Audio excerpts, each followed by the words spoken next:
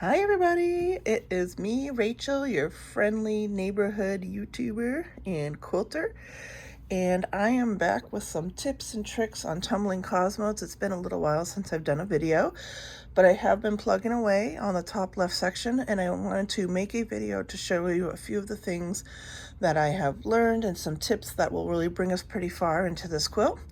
So the first thing I wanted to show that you can see here is my organization. So somebody had suggested this box on one of the Facebook groups that I'm in, and this is a photo organizing box. Sorry, I have to do this with one hand. So it's a photo organizing box. You actually store 4x6 photos in each little compartment here, and I thought this was such a great idea for this particular quilt. I'm not sure how it'll translate for future quilts. It is a little bulky to carry around. I do prefer my bags, but for this particular quilt it is perfect because you have each section, and as I'm cutting fabric and basting it and stuff, I'm actually basting all 6 sections with the fabric that I have. So I didn't really want to just throw every piece in a big bag and call it a day and then have to sort through it every single time I want to make a section. So I thought this worked out great for organizing that. So what I've done is, so you can see there's 3, 6, 8 boxes per side here. And I've done this side for top left section, and I'm doing the block of the month, so this is month 1 and 2. And then this side for top center section, month 3 and 4. And I have done 2 rows in each box. So like if I pull out this box, it'll have row I and it should have row J as well. I have clipped together the 3 pieces that make up the tumbling cosmo for each one. So this is I1. So I have all the I1 pieces clipped together here. These are little clips that you can buy. Another tip, which seems really simple, but actually a really good one that I hadn't used, is when you're clipping these 3 together, clip them so the paper is up on both sides, and then you won't get little, these leave like a little, just a tiny little dot on the fabric. It'll wash out once you wash your quilt, but if you don't want to see it until you wash your quilt, just clip them this way and it'll just make the dots in the paper. Let's see if I can get that on camera, if you can see that. A little bit. You can see that little dent. So that would be in your fabric if you had the fabric side up. So when I originally was clipping these, that's exactly, because you know, that's the tendency to kind of have them all facing the same way. That's exactly what I was doing. I was like, oh, that's leaving dots. And someone had suggested in the group, flip one over. Simple as that. So simple tip there, but you know, sometimes the simplest tips are the best ones. So this is I and J clipped together in here. If either of these rows had any of those special blocks, I did finish those completely and I would have thrown them in here as well. This row doesn't happen to. And so they're all contained in their own little box here. And then I put all my boxes in order. So I had A and B, C and D, E and F, G and H, I and J, K and L, and then 2 empty boxes at the end. So that's how I did that, and I've already obviously done up a few rows, which is why there's some that are empty. But yeah, this has worked out really well. So this section I haven't gotten the fabric for yet, but I was able to use a lot of the fabric from my first section to make up pieces for these. So these aren't completely full. Like if you look at this section, I don't have very many in there, but I still sorted them out because once I get the fabric for the section, I'll finish this off, and then I will move these over to the first side once I finish this section, and then I'll put the top right section over here and sort out the pieces so it's ready to go for when that month comes in. So this has worked out really well. It closes up nice and has a handle and everything, so it's easy for me to carry around with me while I'm working on this quilt, and I've really liked it a lot. So I would definitely highly suggest this. You can find this anywhere online, you know, any Amazon, Michaels, Joanne. I don't know if Joann's would have it, but I don't think normally quilt stores have this type of thing, but anywhere online you can find these and they're a pretty good deal. Then I also have my bag. So I did a video on how I organize all my quilting in general. So if you haven't checked that out, make sure that you do. I'll try to post a link in here for you so you can see it directly too. But I do on top of this box, I am keeping a bag together of everything. So you can see right away that I have my completed pieces, my pieces that are all sewn together on the top of this bag. Let's see if I can unzip this one-handed. Probably should have done that before I started the video. So I will show you my completed pieces in just a second. I'll set up my camera a little better to show that. But in here, I actually have the baggies for the other section. So again, I was able to baste extra pieces for basically all the sections, but I did not put these into this plastic container because there's only a couple in here. So this is bottom right, and that's going to be our last section that we do. So I'll just keep all of the extra basted pieces in this baggie until we get to the point where I'm doing bottom center. That'll be here, and then I'll start sorting bottom right here. So it just kind of still keeps them organized here, but I don't really care that they're not sorted because this isn't a section I'm going to be working on for a little while. So again, I have all the other sections in here. And then what else do I have in here? Oh, I have one baggie for the section that are the rows that I'm actually working on. So I'm doing these 2 rows at a time. So I have one bag that is for the actual row that I'm currently working on. So this will come with me if I'm waiting in a waiting room or anything like that. I can just pull this out and work on this row. And this is just for the completed parts. So again, the bits and pieces are in here. As I complete it, I've just stored in here because this box doesn't really have room for large piece storage, which is the only thing I didn't like about this. I would have liked if it had like even a lip or something that had something that I could put large pieces in, but I couldn't do that. So I kind of have to carry these 2 things to have the whole project together. So that's what that is. And then of course I have my pattern in here as well. So that is kind of how I'm storing and working on this particular quilt. So I will go ahead and lay out what I have finished so far, and then we're also going to go through some tips of how I am sewing this. I've learned a few things now that I've done a few more rows, and some questions have been asked on some Facebook pages and my YouTube channel, so I want to address those as best I can. Of course, if I don't get to your question in this video, please feel free to ask in the comments below. I can make another video, or of course reply to your comment so you have a quick answer, but it really does help me to kind of know what to say in these videos to help you guys along. So let me go ahead and get those laid out and we'll come back and look at it. Okay, so here is what I have done so far. Oh, it looks so good. I am trying to replicate the quilt exactly. I did a block of the month that pulled all of those exact fabrics, and I am doing my best to do everything exact, including the stripes and all of that. You do not need to do that. Quilting is such a personal thing, so you can copy it exactly, you can make it your own, whatever you want to do is up to you, but this is the choice that I have made, is to do it exactly. I think she did an excellent job. She spent a lot of time trying to figure out what fabrics should go where, and it's like a puzzle to me. I want to put it together exactly as she did. So that is what I have chosen to do.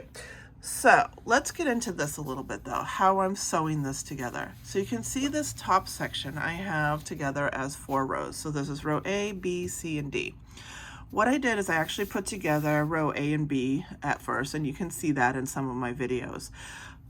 Then what I did is, so the way I'm putting these together is I'm stitching it in one piece at a time. I'm not forming the blocks first.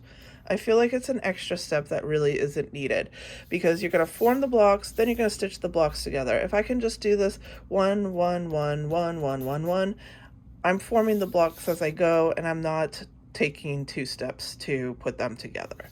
So I am piecing in single blocks. You can see at the bottom here, I have the top of the next block here, and then what I'm going to do is put this side in. I'm going to stitch here, stitch down, and that'll get this side in and this side in. Then I go stitch here, stitch down, that'll finish up this side, and then get this side started, and so on and so forth. So I'll go over that a little bit more in a video that's a little more clear. But the step that I came to once I had additional rows is, do I stitch in one at a time, kind of continuing down this whole thing? So one block here, stitch to the second row, or do I do it 2 rows at a time, as you can see I did here? Okay, so as a test, I went ahead and took these 2 rows that are all completely stitched together, and I started stitching in these one at a time. So I flipped this up here, stitched it in, and then did my two seams here, my 2 seams here, and just kind of went along and stitched this into this row. That was a lot of work. I gotta be honest. It was hard to stitch this tiny little piece, these tiny, like one little piece, to a full bulky 2-row piece. I made it work. Obviously you can see it's all stitched in and everything. I am missing one little block here because I ran out of fabric, a stripe that I kept cutting wrong. I will get more of the fabric in the next shipment, so I'll piece that in and I'll show you guys how I do that. Somebody said to me, do you think you'll be able to easily do that? I was like, I have no idea, but we're gonna try. So don't worry about that. But anyway, so I did piece these in 1 diamond at a time, and I felt it was a little bulky to do that. Like now that I have 4 rows, if I were to just do 1 diamond here, it is a little bulky to kind of flip around and get everything straight. So I shifted from that a little bit, which isn't a huge shift, and decided that I was just going to do it 2 rows at a time, because stitching 1 diamond at a time actually works so well doing 2 rows at a time. So you can see this one is completed, but this one I'm still working on. So let me show you kind of my stitching method here. So what I did is I start with this diamond, and I do have a whole video on this, so make sure you do watch that. So what I did is I stitch this piece to this piece. So I stitch here, then I stitch this piece to stitch down, and I don't cut my thread. I just knot at the end here and then keep going. So all the way across, I'm always doing 2 sides. So I did these 2, then I start here, I go here and go down and stitch on this piece. Then I go here and go down. So just like this. So I'm always stitching 2 sides. I cut my thread just the right length to get those 2 sides done, and I can pretty much match the thread color for those 2 sides. And honestly, it works so good. It prevents, like I said, it's kind of an extra step to put this together and then still stitch this together later. Just do it all at once, you know? But I lay it out. I make sure I put it on a design board as I'm going so that nothing gets flipped around or put in the wrong spot. Once you have this first row all stitched, you can go ahead and start on your second row. So what I do is I stitch in the top again with the 2 lines here, and then my next step will be again the same as up here. Stitch here, stitch down, stitch here, stitch down. Then I'll put in my next top with the 2 lines, and then just keep going with the 2 lines. It may sound a little bit confusing because I'm doing this quick and not showing you, but I do have a whole video on how to do this, so make sure you check that out. But what I'm going to do is put 2 rows together. So I have A and B, C and D together because I did that as an experiment. Then I have E and F together. This is G and H when I'm done. And then I'll have I and J and K and L. And then my plan is to, and it's not easy, but you're gonna have to do this no matter what method you sew this together. These are gonna just get stitched. So it's gonna kind of flip up, flip down. I'll probably stitch it together, like maybe I'll put together the bottom 2 rows so I have a set of 4, and try to do it kind of in layers. So rather than keep adding just 2, I'll kind of make it bigger and bigger from top to bottom, if that makes sense. So once we get to that step, once I have all the 2 rows done, I will show you how I'm going to attach them so that you can kind of see that step. But I just wanted to show this. I know it's a little confusing and difficult to figure out how you're going to stitch things together, but this is how I'm doing it. I think it has worked beautifully. The other part of just doing 2 rows is it's super mobile. Like I said, I keep these 2 rows in this baggie. These I just store away until I'm done and ready to put the whole section together, but I can take these 2 rows with me, and they're super easy to hold in my hand, and it doesn't, you know, it's not big and bulky like this if I'm just sitting in a waiting room or something like that, or, you know, sitting at a kid's soccer practice or anything like that. It's just easy to take with you. So I think that's the method that I'm going to do going forward. All right. So I think I spent enough time talking about that. If you have any questions about that and that process and everything, please let me know. I can do a whole video just on this process of how I'm piecing these together. Again, I do actually have a video of how I'm doing the 2 lines, but I can also do another clarification video if it'll help. So let me go ahead and clean this up, and I'm going to show you some stitching because there are a few things when I'm stitching that I also learned to help keep everything nice and tight and together. So I'll show you that in just a minute. Okay, so let's get into some tips for stitching the 2 rows. So like I said, I'm going to be stitching 2 rows at a time. Once those 2 rows are done, I'll stitch the 2 rows to each other, and I'll show you that in another video once I have them all done. But our main focus is going to be stitching the 2 rows. So there's, like I said earlier, there is a video of how I'm stitching these. Ooh, I gotta sneeze. Ooh, excuse me, guys. Oh, we're gonna leave that in there. That is real life at its finest right there. I promise I didn't sneeze on my fabric. So I am currently working on this corner right here. And you know what? This is why you carry your pattern with you. I forgot to pull that out, but I have my handy dandy bag with my pattern in it here. And I'm going to pull that out so that I can make sure I'm putting those last 2 pieces in the right way. So what I do as I'm doing this is I actually carry a design board with me, and I lay out each of these tumbling cosmos like this. So I do them one at a time. I have a piece of foam core that I wrapped in batting, and it's just about 8.5 by 11. It's the size of a piece of paper.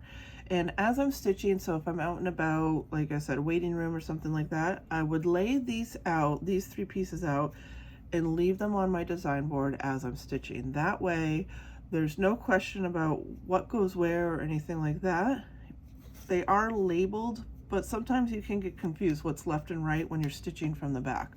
So I always, always, always lay it out. That is my biggest tip as you're doing this.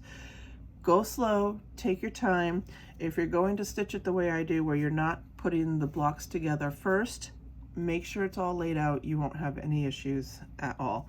And then double check it once you stitch it, so in case you have to unstitch, you can do that rather quickly rather than seeing it in the whole quilt later. So the other tip I have, so what I'm doing is 2 lines. So again, I'm going to sew down and down here, and that's going to attach this piece to this, and that's going to attach this piece to this. Then my next step will be to sew here and then sew down here and attach this next piece. Then I would sew the top in here and kind of just keep going along that way. And I find with just 2 rows, this method is super easy. It gets the tumbling block together kind of all in one step, rather than doing this step, then having to stitch together, then stitch those together. It just gets it all done in one step, which is great.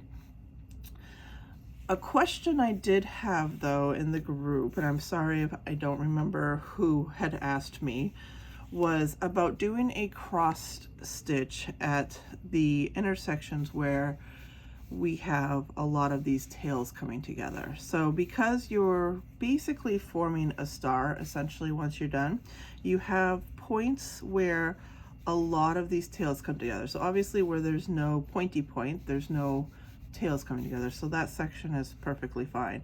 But here you do, and you can run the risk, and this is a problem with any star you do, of having a little hole in the middle. And so people will do a cross stitch across each piece in order to prevent that from happening. That is definitely a method. I have absolutely done it, but as I was stitching more and more on this, and with that question in mind, I realized that I didn't really like doing the cross stitch on these. I'm not really, and maybe it's because I'm doing it 2 rows at a time, so you can see I'm not getting the full rosette until I stitch in this piece.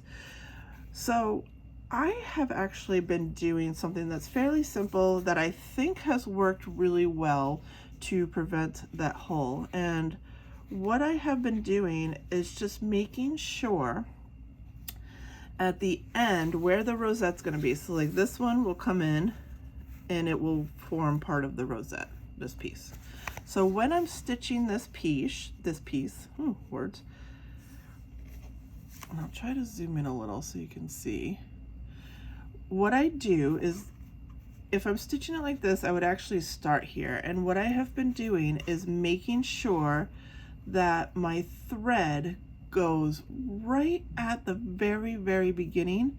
And I do a double stitch here to really tack that down and make sure that it is perfectly aligned to the edges there and tacked down and nice and tight. And I've been doing that on all the pieces as I go around and stitch them into this rosette. And I honestly haven't had an issue of there being a little hole or anything like that. Once I open up my quilt, you know, obviously things happen. If there is a little hole, you can even tack that down after the fact and pull them together a little tight. But by making sure I literally get to like the edgy edge of these, I have not had any issues with that. So I just have been doing a double tack, so it's really tight. Because this would be the start of my thread, I double tack and then knot here. But, you know, again, if this was the end of my thread and I wasn't breaking the thread, I would just make sure that I double tack really tight. And honestly, it has worked perfectly for me so far. And that's what I've been doing, rather than, because normally what you would do is you'd actually stitch from here and over, which you can also do. There's nothing wrong with that. I have just found that it's just as easy to make sure that those very edges are super tight. So that's what I've been doing there. Let's see, what other tips do I have? You know what, maybe I will go ahead and get started on stitching these in, and I'll think of some other tips for you guys, but we'll do a fast motion of how I've been doing these. I don't know if you can hear my doggy in the background, but he is anticipating going out. He can hear my voice. So I'm going to go ahead and let him out, and then I'll get started and show you how I'm stitching these in fast motion. And if I have any other tips as I'm doing it, I will definitely show you. So I'll be right back. Okay, so let me do a little real-time stitching for you so you can kind of see my process as I'm doing this. So first up, we have our thread. I am trying to match my thread as best I can. I did get a lot of colors with Queen of Diamonds. I got the block of the month with Queen of Diamonds that included the threads. So I got a lot of colors that match the Tula fabrics really well. So for this one, I'm doing a lavender to match my lavender. Obviously, I'm going to sew down here with my lavender. It is a little light for these, but I'm not worried about it. I mean, some of these you can definitely, listen, this is, you know, not perfection. You can see my stitches on the front, but once we take the papers out and everything isn't held so taut, you really will not see those stitches whatsoever. So I just try to match as best I can. It's not always a perfect match, but I don't like cutting my threads and changing colors and rethreading all the time. So I just go with it as best I can. So that's what we're going to do. So the first step is going to be, so again, I leave these nice and laid out so I know exactly where everything is going. So the first step is going to be doing this side.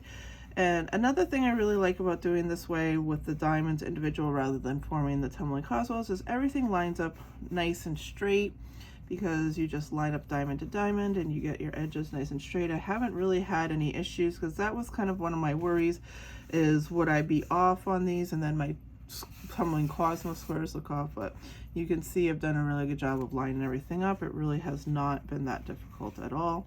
So we're just going to line this up really well, and I use my sew tights to keep them together. I prefer the magnets. You can use clips if that's what you prefer.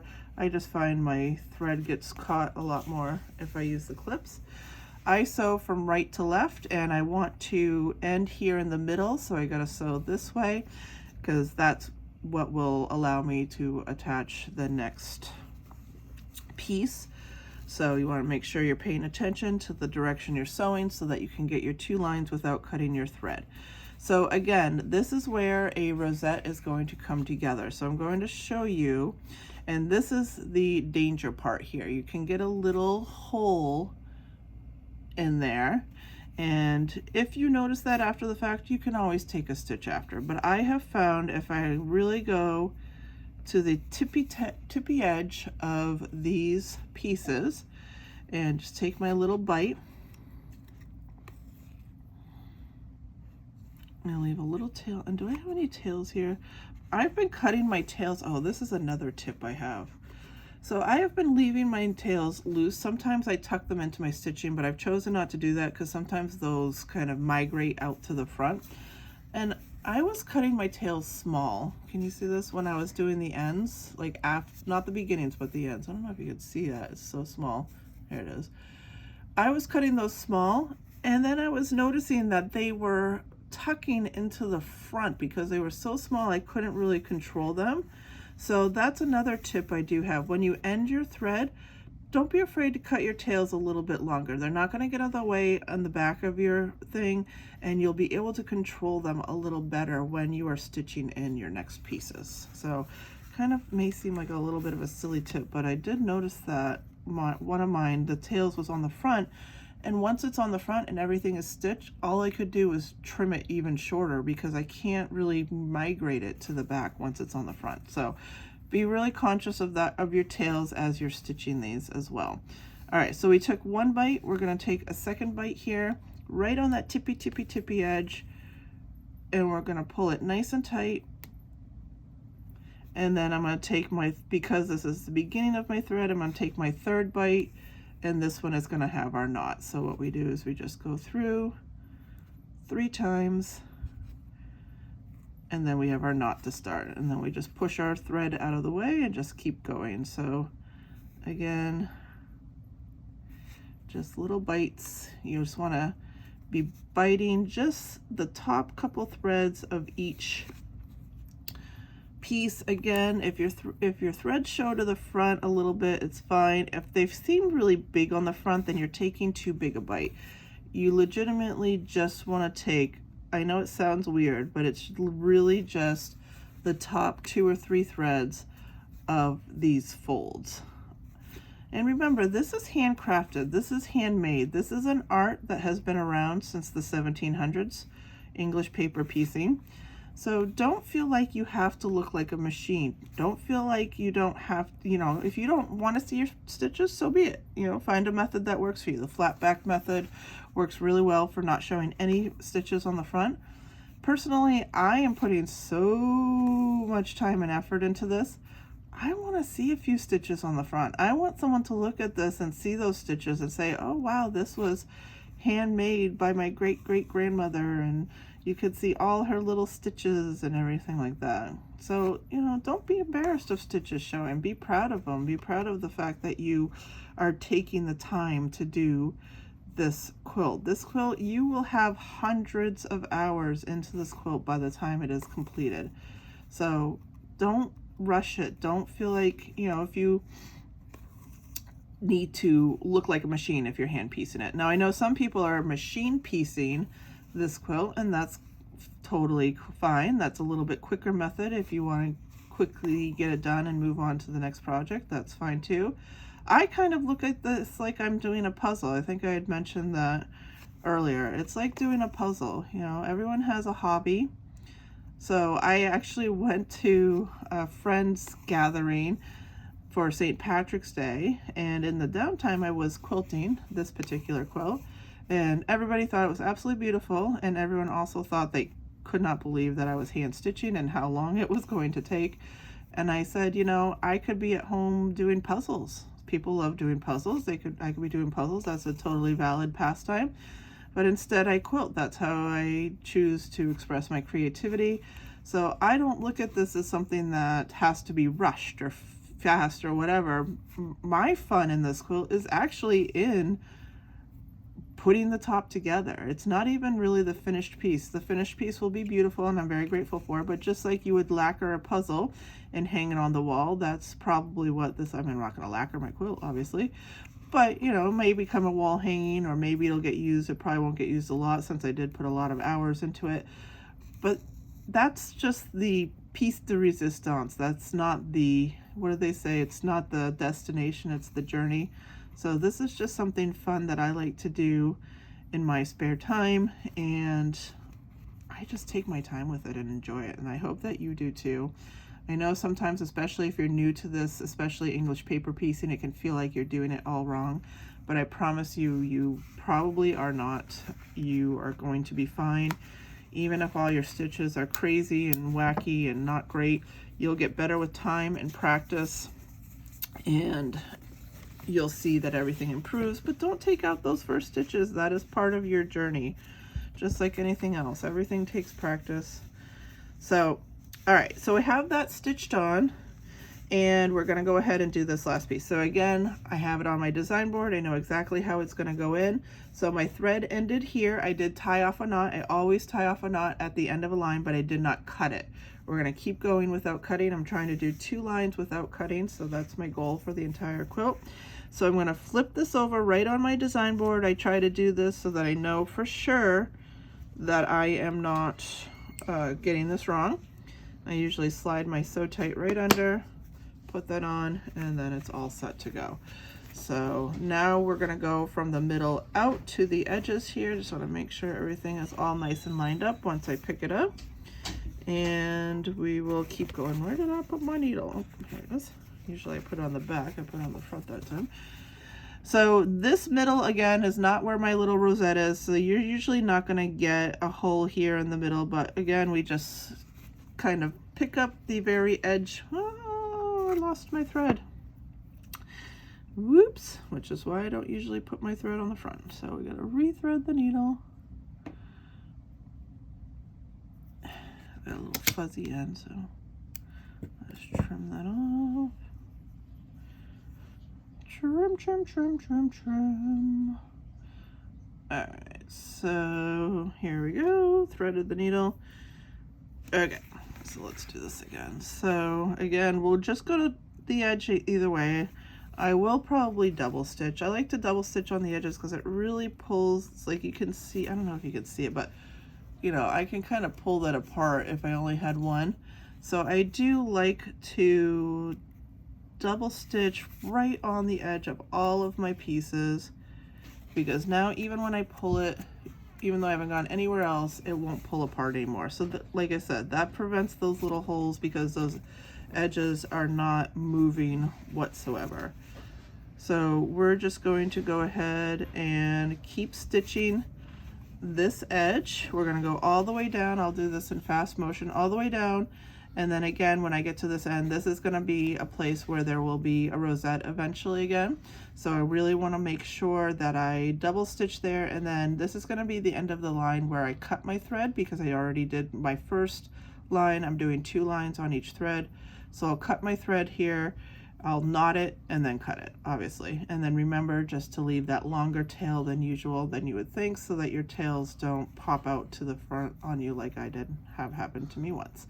So we'll do that in fast motion real quick, and then I'll show you this piece set in once I'm done.